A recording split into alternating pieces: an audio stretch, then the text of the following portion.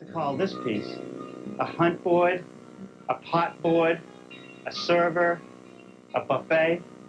The inspiration for this piece came from an antique original that we found in a castle over in England. I'll show you that next, and then how to build one right here on the New Yankee Workshop. The New Yankee Workshop features the craftsmanship of Norm Abram. In our search this year through Great Britain for New Yankee projects, we found no shortage of tables like these, side tables that would often be found in a pantry, in a back kitchen, or even sometimes in the hallway. But of all the ones we've seen, the one in this room is my favorite, and our friend has kindly allowed me to show it to you. It's known as a fiddle leg side table because the legs are cut in the shape of a fiddle from just 1-inch flat stock. Now, as I studied this table, I noticed some interesting things. First of all, this drawer is about 25 inches. This one is only 21 inches. And what that does is makes the cutouts underneath the drawers asymmetrical. Now, I don't know what happened. Maybe there was another section here that made it all symmetrical. But there's one thing that's really nice about it, and that's the look of the wood, which I will never be able to duplicate. These wormholes actually add value to the piece. Maybe it's the worms that got the sections that we're missing. But it is perfectly sized for today's living, and I think we ought to build one.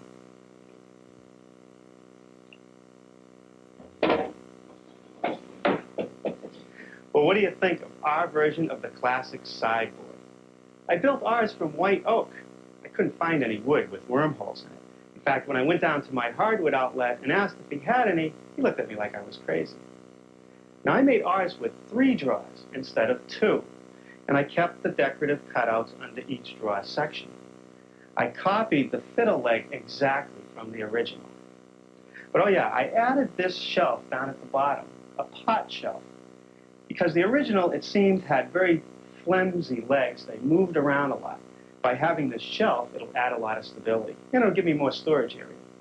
Now, if you'd like to build one of these for your home, a measured drawing and a materials list is available, and you'll hear more about that before this program ends. Now, before we get started, I also want to take a moment to talk about shop safety. Be sure to read, understand, and follow all the safety rules that come with your power tools. Knowing how to use your power tools properly will greatly reduce the risk of personal injury. And remember this, there is no more important safety rule than to wear these safety glasses. Now, over here on the workbench, I have some pieces of 1-inch thick oak that I'm going to use for the legs. And I've laid out that fiddle leg cut with this poster board pattern. Now, I could use my bandsaw to make the cuts, but since there are some fairly tight curves to cut, I'm going to use my scroll saw. And the advantage is that with this thin blade, it'll easily cut those curves. It leaves a relatively smooth cut.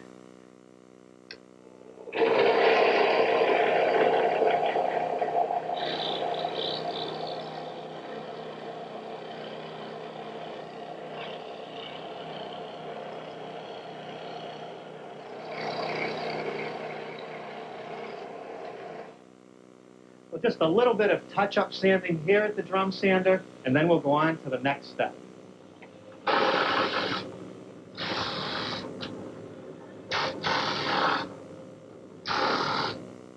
Now, the rails are fastened to the legs with mortise and tenon joints. Now, here's a leg for this corner. There's a short mortise at the top for the upper rail. There's a longer mortise down here in the middle for this decorative rail. And on the back side, there's a mortise for the end rail. Now, all the mortises sit in 1/4 of an inch from the face of the leg. And that's so that I'll end up with this nice 1/8" reveal when it's all assembled. Now, the mortise layouts for the 2 center legs are identical. But for the other 4 corners, they're all different. And those details are shown in the plan. Now I'll show you how to make the mortise over here on the router table, which is set up with a 1/2" straight cutting bit with these indicator marks and tape to show me the leading and trailing edges of the bit. Because every situation is going to be a little different. For instance, on this leg, I'm going to need a short mortise up here. So I can just lead into the bit, coming up to the first indicator mark, and stop. Then I need a longer mortise right in the middle of the leg. So I'm going to drop down at the trailing edge of the bit, push it through, and remove at the leading edge. There's one more mortise all along the back side of the leg. And for that one, I'm going to use my outer piece of tape, dropping down at the indicator mark, and pushing it all the way through. Now, because this white oak is so hard, I'm only going to remove about 5/16 of an inch at each pass.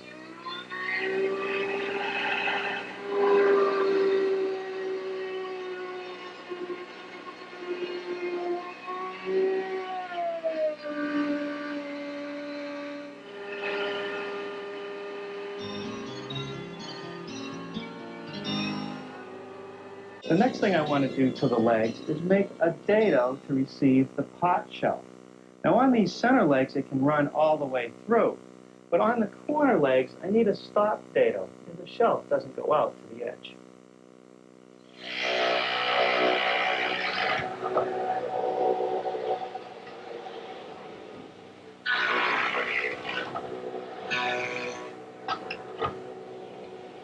Now, using the same setup in the radial arm, I've made what is half of an overlapping joint.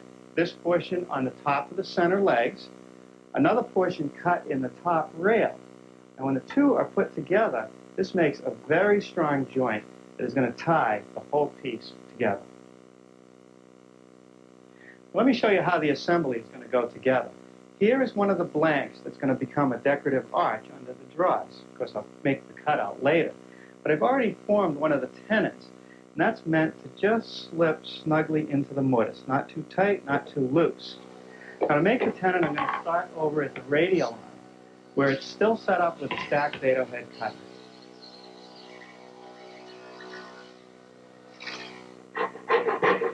Now here I'm using my dovetailing saw to notch the bottom of the tenon.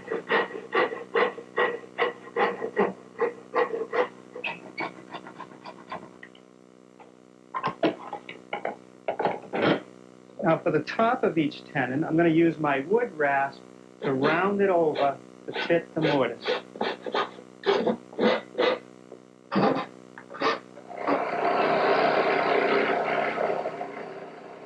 Well, now it's back to the scroll saw to make the decorative cuts on the rails.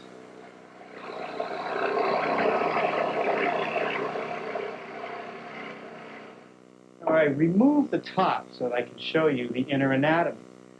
Along the perimeter, all the way around, there's a dado. In the back pine rail, in the end rails, and along the front rail. That dado receives this piece of pine, which holds the unit together, prevents the drawer from tipping out and falling to the floor as it's open, and also gives me a place to secure the top.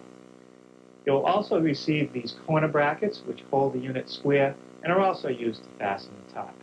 To make that dado, I removed the dado head cutter from the radial arm and installed it in the table saw.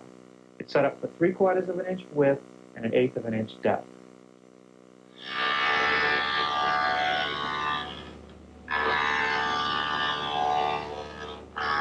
Now I want to show you a couple more details.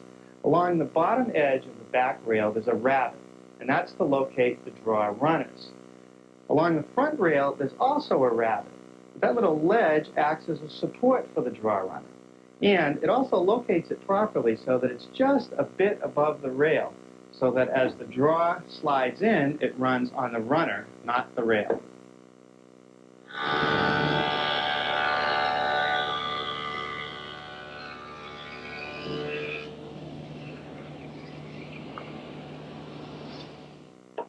Now here's a glued up blank for our pot shelf. It's made up of 4 pieces of 1x6 white oak, glued and sanded nice and smooth. Now I always make the blanks a little bit wider and longer than what the final piece will be. So now's the time to true it up. First for width, by ripping a little bit off each edge. Now I'll adjust the rip fence to the final width, which in this case is 20 3/4.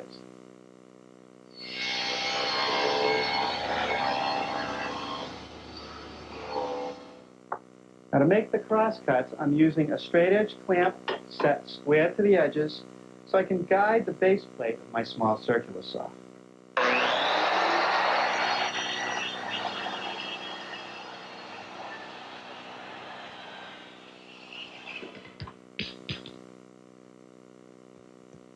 Now with one end square, I can measure off the overall length of the pot shelf, which is 68.5, then put another mark back for the offset of the table saw base for the clamp, which is 3 13/16 in this case.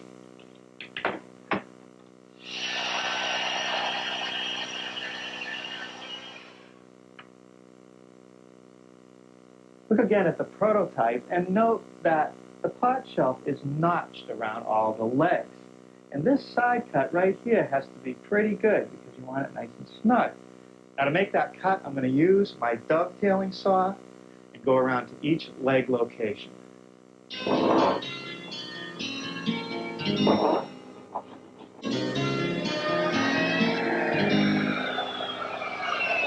want to make a little bullnose profile on all the edges of the pot shelf. So to do that, I'm using a 1/2-inch quarter-round bit. But I'm only using the bottom portion of it and this guide fence.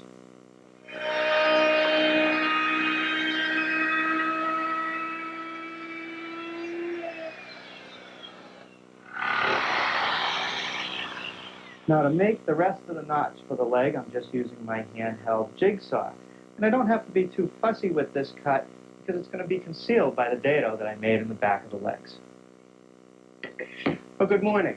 Last night, before I left the shop, I spent some time sanding the pot shelf nice and smooth and touching up all the pieces that we had made yesterday.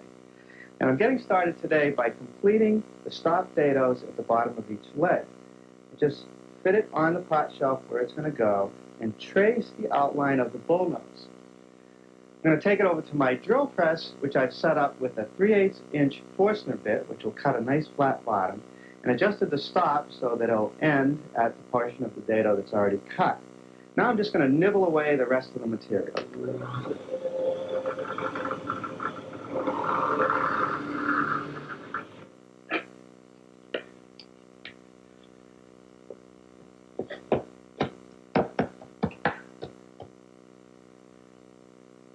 Now the assembly.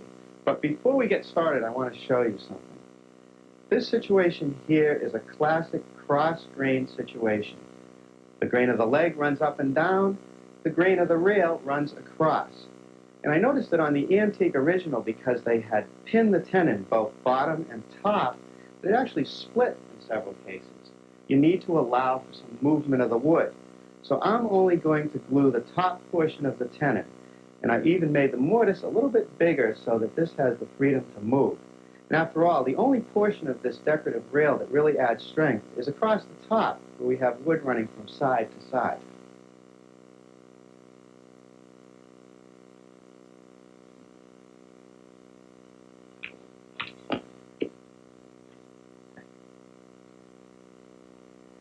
Now for the top rail.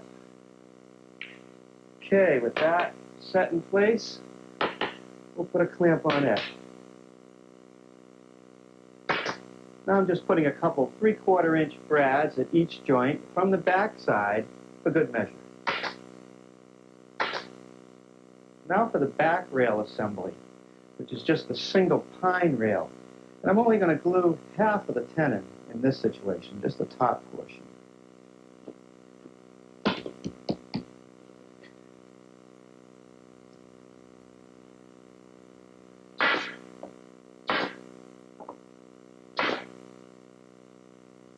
Now with the front assembly back up on the workbench, I'm just going to slip the pot board into those dados.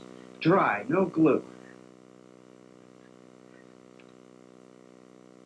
Here I will use a little glue and some screws to secure this cleat or rail that helps support the pot shelf.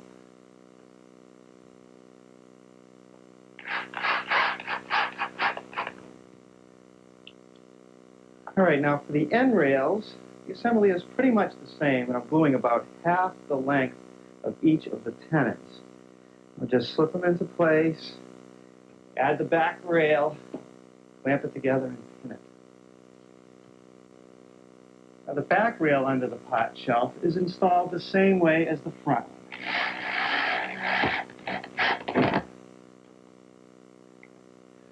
And these little short rails support the ends of the pot shelf.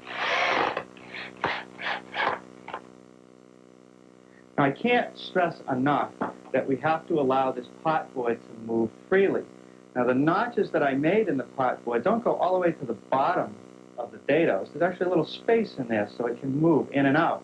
And I only want to use one screw in the middle so that movement is not restricted.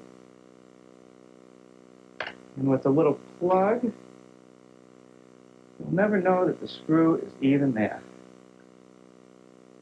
Corner blocks get set in place with some glue, just slipped into the dados, and secured with a couple 1-inch brads in each rail. Now, the drawer supports are made up of two pieces, a 3/4 inch piece and a thinner piece, assembled with glue and brads. Now, the drawer supports are installed using a little more glue and some brads. And that takes care of the top guides. Now, these holes will be used to secure the top later. First, I drill a 3/8 inch hole and then finish through with a 3/16 hole. The sloppiness of the large hole will allow the top to expand and contract freely.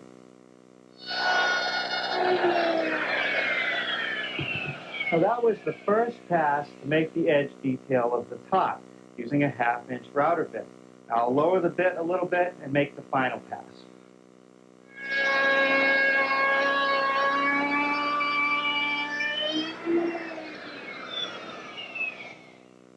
Now I'm going to replace that 1/2 inch bit with a 1/4 inch radius quarter round and do the bottom edge of the top.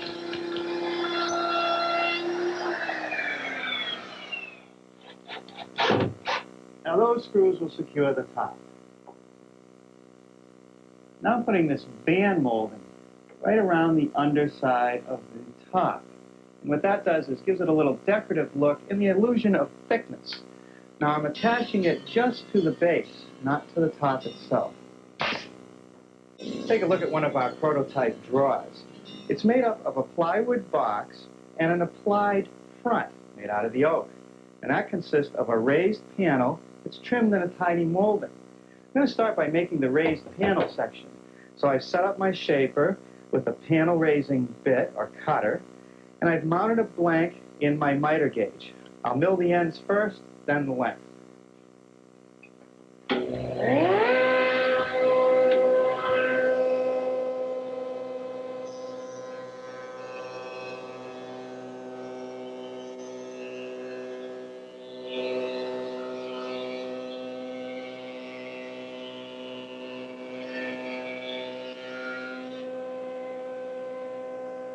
Now the molding that trims out the raised panel looks like this. I'm going to start out by making the large radius.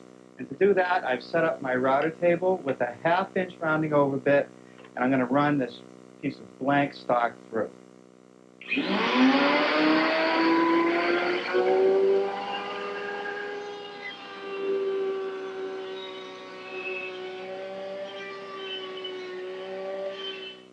Now I've switched to a 1/4 inch radius round over bit to make the smaller profile.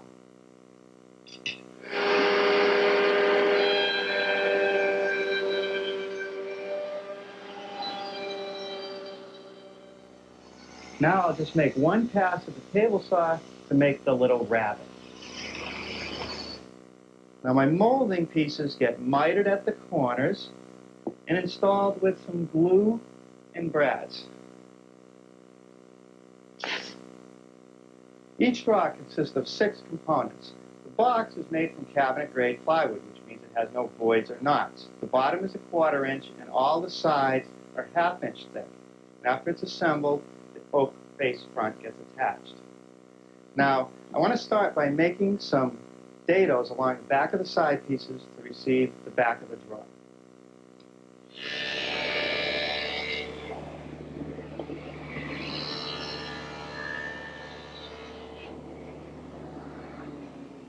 Now this rabbit will receive the drawer front. Now I've removed some of the shipper cutters to get my dado head down to a 1/4 inch width. so I can cut the grooves for the plywood bottom in the side pieces and in the front piece. Some glue and brads is all it takes to assemble the box.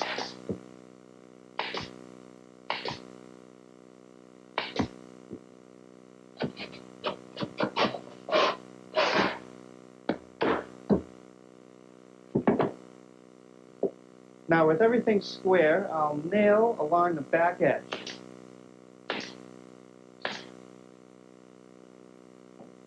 Now to make sure that each draw front is perfectly centered in the opening, I'm going to adjust it by eye until it's even all the way around and tack it in place with a couple brads.